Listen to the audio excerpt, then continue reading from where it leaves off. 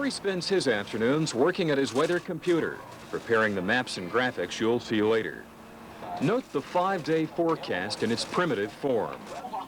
John Snyder is reviewing sports footage just received by satellite, but he could just as likely be in Norman or Stillwater doing sports interviews. 12 on that. And unless we're on special projects, Patty and I work on the newscast. About 4:30 each afternoon, I switch gears from working on the newscast to getting ready to deliver the newscast. That preparation includes makeup, even for males. The lights are so bright, you need it to look normal. After picking up our scripts, Patty and I head for the set, which is just around the wall from the newsroom. Searching for 49-year-old Augustus M. Haley and 33-year-old Kevin John Redding. Boy Scouts who camped at the Army. We both have a habit of pre-reading our scripts aloud, double-checking for clearness and pronunciation. Test Rogers, Mike, 1, 2, 3, 4, 5. Stand by on 1 on a 2 shot. And now, Oklahoma's news leaders. Stand by on 2. The newscast goes on, and this time it's for real. And Oklahoma's #1 meteorologist, Gary England. This is Newsline 9. Good evening. Staggering. This is what it's like to look into the business end of a television camera. Hundreds of thousands of people are on the other side of that camera, but the feeling I get out there is still one of talking to individuals. You see only the 4 of us, but no fewer than 15 people working flat out are involved in the newscast while it's on the air. At least 5 people in the control room, 2 videotape operators, 1 person to play news stories back, an engineer, and 3 camera operators in the studio. You can power down and myriad live shot car 21 power up. On top of all that, several live trucks are likely to be at remote locations, and our helicopter circling over a story waiting to go live. Controlling the flow of it all isn't easy. The ideal producer would have 3 ears, so they could talk on more phones at once. Throughout the broadcast, the producer is watching the clock and getting us signals to speed up or slow down to keep the show on time. When something goes wrong, a tape's not ready or a live shot falls through, the producer can alert us and we can correct for it. Patty and I wear almost invisible molded earpieces that allow the producer to talk to us even when we're talking on the air. Let's kill page 5, please. We're going to take 6 next. Roger, you go ahead and read it to Melinda, and she'll pick up the next one. When we look into the lens, we can see our scripts on a teleprompter. A copy of the script moves along a conveyor belt, passing under a tiny TV camera. The television picture of the pages going by is reflected in a pane of clear glass over the lens. Take 1. A home they can call their own. That is the dream of many Americans, including a lot of Oklahomans. It's a very helpful device when it's working, but it's a real thrill to be on camera and have the prompter take off in reverse, which occasionally happens. Anything particular going on there? No, it's just nice. It's going to be a little windy tomorrow. What do we do between the times we talk? Prepare for what's coming up or watch the stories, just like you do, talking about what we like and don't like. It's a job made a lot easier when you genuinely like the people you're out there with. When it's all clicking, it's a lot of fun. The anatomy of this newscast is already changing, even as we've looked at it in this series. In a few days, we'll be preparing it from new quarters. Growth is carrying us into a brand new building. But the goal of the newscast will be the same. What's the best thing about doing television? Oh, I think when you walk away after a show and you feel like you got the message to the folks at home in a good, friendly, warm, wonderful, and informative manner.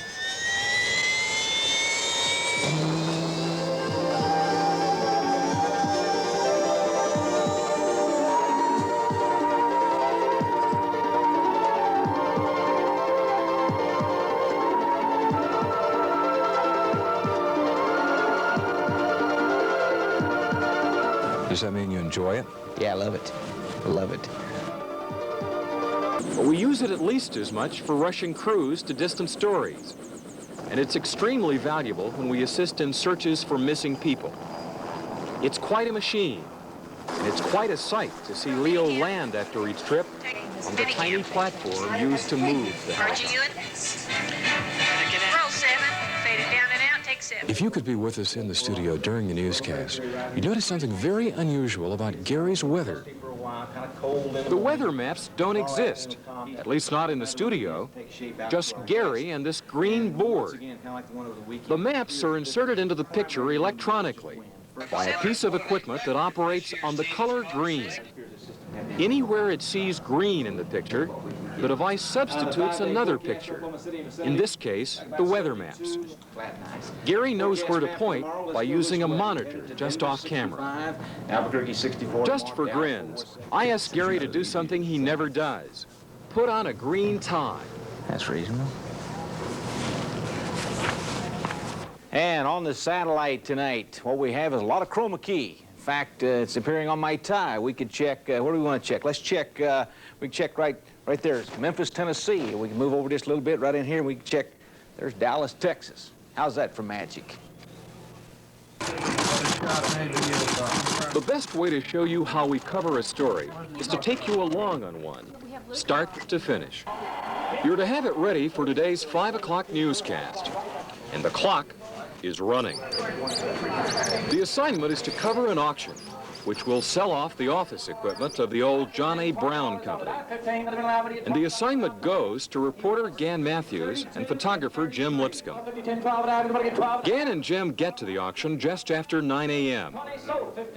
After nosing around a bit to get the lay of the land, Jim is taping pictures and Gan is gathering in facts and impressions. To be honest, this could be a pretty ho-hum assignment. But a good reporter, and Gan is one, can almost always find something genuinely interesting. Remember that one we got to? Yeah, he'd be real. Gan picks up a sense of nostalgia as artifacts of a community institution are auctioned away, piece by piece. 15. And that is what he sets out to capture. If the story is to work well, Jim and Gan have to talk with each other and stay on the same wavelength as Jim looks for shots that will tell the story. What's the holdup, you ask? The tape recorder, camera, and light all run on batteries, which have just run down. Be grateful. It usually happens in the middle of your best interview. Getting the shots in interviews takes a lot longer than most people realize. It takes hours to collect shots that will last only seconds on the air. It's a sad time with Johnny Brown. Yeah, it's kind of a sad time. Thanks for talking. But by late morning, Gan and Jim are wrapped up. Gan is back at the station by 2 o'clock and checks in with the newscast producer. Well, it went fine. Got lots of auction-type video and talked to a couple of the people who were there looking for bargains. Got one of them to talk about how, you know, this is not merely a place to find a good bargain, but it's also sort of an exercise in nostalgia. His next step is to review the tape shot that morning. Jim has given him some nice shots that say things about the kind of people who were there. And then Gan sits down to write the story, making sure the words in the pictures work together. Why don't you say something in the intro about the end of an era? Okay. One of the leading Oklahoma chains and whatever. I look at the scripts. Testing. 1, 2, 3, 4, 5. Okay. Brown's auction, 5 o'clock, coming down in 3, 2, 1. The ground rules were, let the buyer beware. Please have your cash, checkbook, or credit card in hand, because everything is going. The story is now in Jim's hands as he sits before an editing machine, combining the best of his pictures with Gan's narration. 114. Thank you very much. How much script is the second? Mark, I'm going to have OC. And with just minutes till airtime, Jim races the edited tape down the hall to the tape playback room. This is Newsline 9. Stand by. Another Oklahoma business name, John A. Brown, is disappearing. In fact, part of Brown's business was auctioned off today. As Gan Matthews reports, the auction also marked the passing of an era. Number 6 is to oscillating fan. The ground rules were, let the buyer beware. Please have your cash, checkbook, or credit card in hand, because everything is going.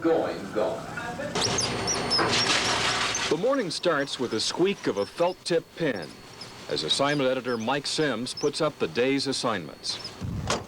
It continues with a slam of car doors as reporters and photographers head into the field. 558 Leo. Throughout the day, Mike will be in radio and phone contact with the crews, keeping track of which stories are working out and which may have to be changed or dropped. We are waiting on that other part of the crane to arrive before they can actually begin assembling it. Okay, in this business, everything is subject to change. Okay, I-35 and 36. Okay. Godfrey crashed with injury, ending of a high-speed chase. Still may have a suspect down on the ground in that area. It's either, you know... Also eagerly monitoring the day's coverage as it shapes up are the producers, one for each newscast. The producer's job is to take everything that comes into the newsroom and pull it together into a newscast that will inform and be easy to follow. The whole effort is coordinated each day in what is affectionately called the 2 o'clock meeting. All those overseeing the day's coverage get together in the news director's office to exchange information. The truck crackdown, Oklahoma Highway Patrol is putting out over 100 sets of scales. They're trying to find out how many overweight illegal trucks are coming through the state on these back roads. This is especially timely in light of the trooper death over the weekend. It was a stolen truck, right? I mean, it was I'm glad you said that, because that confuses me. The bed of it was stolen. Yeah. He was a truck driver. It wasn't just because he had stolen his truck. But the trailer he was hauling was stolen.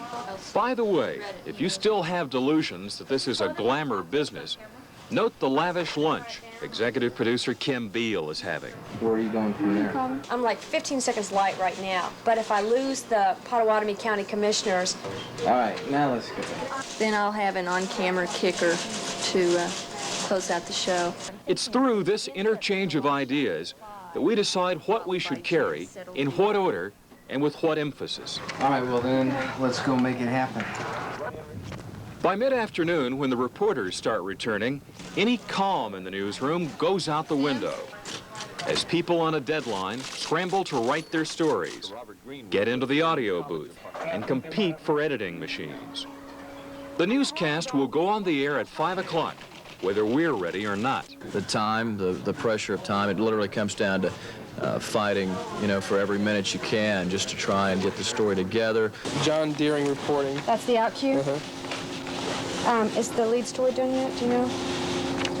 It's on hepatitis follow? No, it's not done yet. Okay. Could you check on that for me, please? Also, Really, Kim. What? Yeah, I'm done. My favorite description of it is by Eric Severide. Doing television news on a deadline, he said, is like being pecked to death by ducks. And you know, every day you'll leave worn out and uptight, but that's part of the job. So why do people do it? Partly because it can be fun, even exciting.